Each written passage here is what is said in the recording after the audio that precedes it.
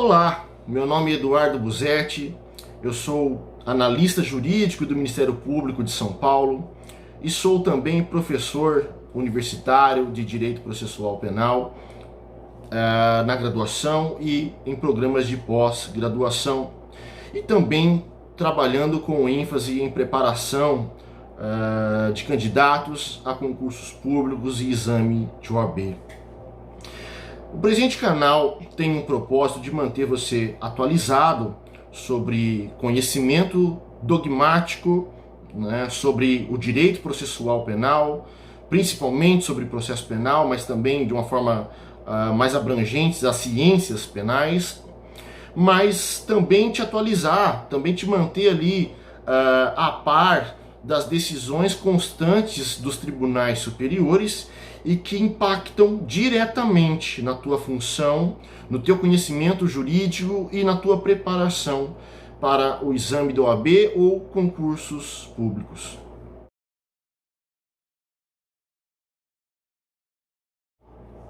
As decisões de pronúncia e impronúncia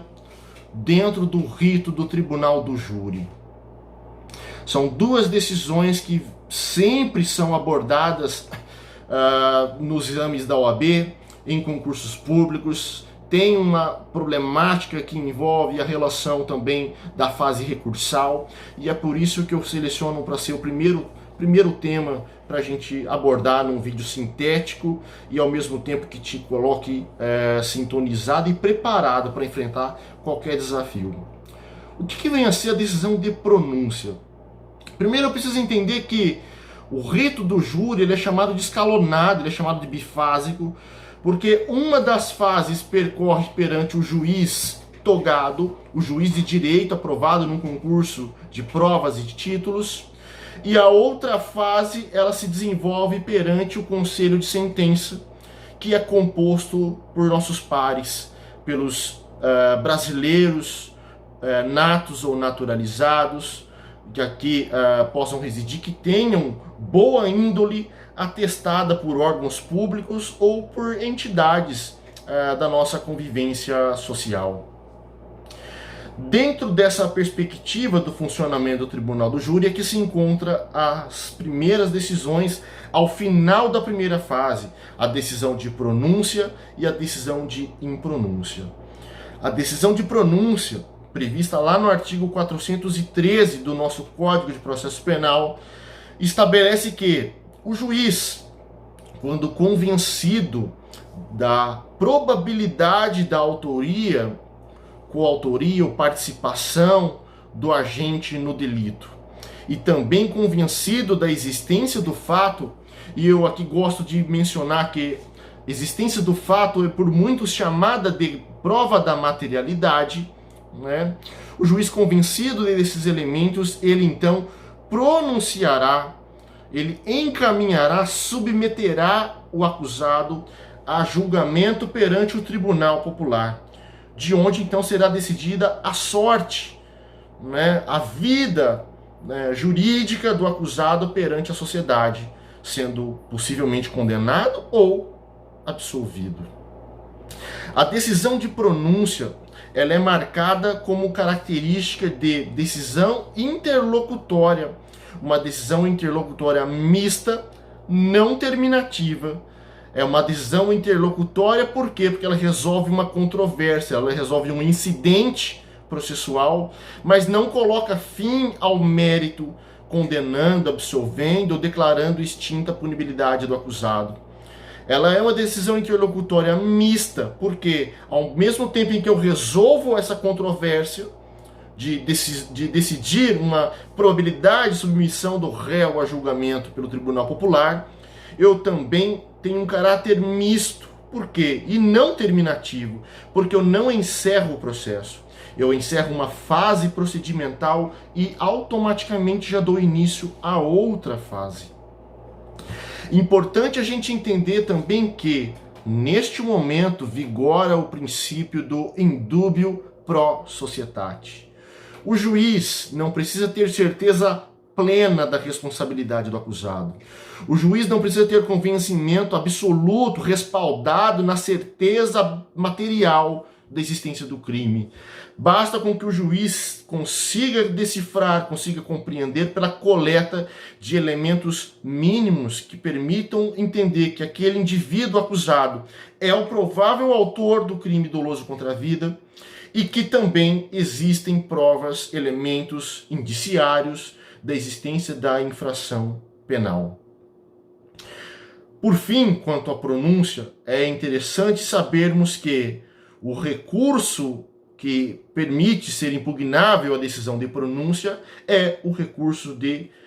chamado de sentido estrito, com previsão lá no artigo 581 do Código de Processo Penal, porquanto se trata de uma decisão interlocutória de natureza mista, não terminativa. Por outro lado, nós temos a impronúncia. A impronúncia é a outra faceta da decisão de pronúncia, prevista lá no artigo 414 do Código de Processo Penal. Se por um lado, na pronúncia eu tenho o juiz convencido da autoria, da participação e da existência do fato, na impronúncia o juiz não tem convencimento sobre a existência da autoria, da participação e da existência daquele fato. De forma que ele, não podendo absolver o acusado, porquanto não há aplicação do princípio do indúbio pro réu, o juiz, não tendo convencimento, ele acaba proferindo uma decisão também interlocutória, de natureza mista, mas terminativa, porque ela encerra com o processo, produz coisa julgada formal dentro daquele processo, portanto, mas que é uma decisão de caráter sui generis, porque ela não resolve o mérito, ela não condena, ela não absolve, ela não declara extinta a punibilidade do acusado. Pendente, então, a possibilidade de, durante o curso do prazo prescricional, onde nós falamos de prescrição da pretensão punitiva, se descobertas provas novas da autoria ou da existência do fato, o caso pode ser reaberto. O MP pode oferecer nova denúncia e o acusado pode ser processado criminalmente novamente por aquele mesmo delito, mas agora amparado em provas circunstancialmente novas. Importante entender que,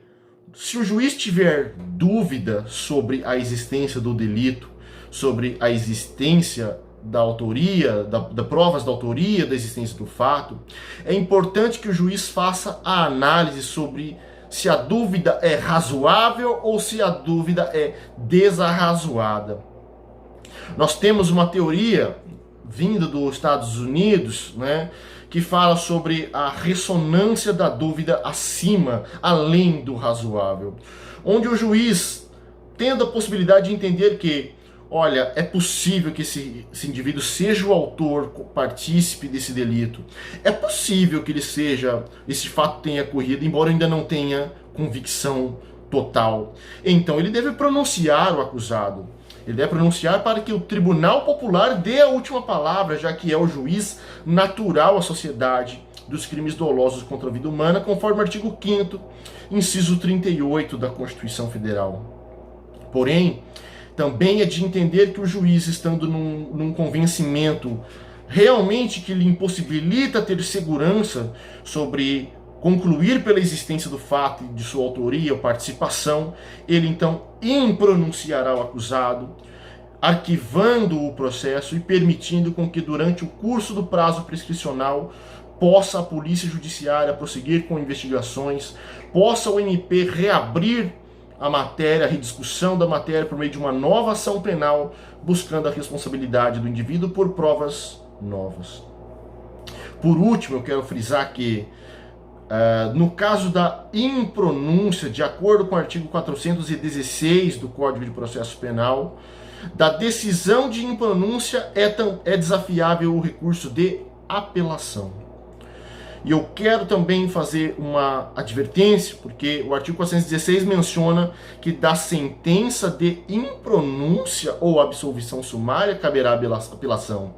Mas a impronúncia não tem natureza jurídica de sentença, mas de decisão interlocutória mista, determinativa, uma vez que resolve essa controvérsia discutida sobre ser ou não ser um crime doloso contra a vida, ser ou não ser um fato ocorrido, ter apurado a autoria e a materialidade, mas encerra, põe fim ao processo de maneira anômala, de maneira sui generis, sem apreciação, sem julgamento, então, do mérito e sem inocentar o acusado.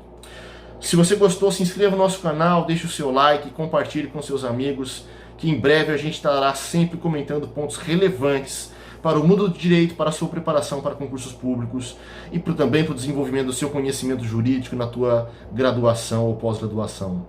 Um abraço!